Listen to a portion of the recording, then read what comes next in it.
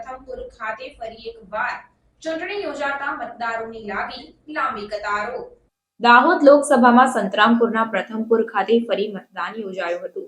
વહેલી સવારથી જ મતદાન માટે લાંબી કતારો લાગી હતી, જેમાં પ્રથમપુર ગામના મતદારો ભયમુક્ત મતાધિકારનો ઉપયોગ કરી શકે તે માટે વહીવટી તંત્ર સજ્જ બન્યું હતું।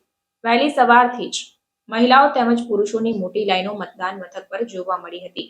મેગ્નેટિક ડિટેક્ટર તેમજ સીસીટીવી કેમેરા હેઠળ પ્રથમપુર ગામમાં મતદાન યોજાઈ રહ્યું છે।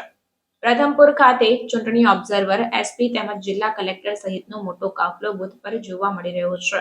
પ્રથમપુર ખાતે શાંતિપૂર્ણ માહોલમાં ફરી એક વખત મતદાન યોજાઈ રહ્યું છે। દાહોદ લોકસભા બેઠક પર મતદાનમાં બૂથ કેપ્ચરિંગ મામલે ચૂંટણી પંચ દ્વારા મહત્વનો નિર્ણય કરાયો છે।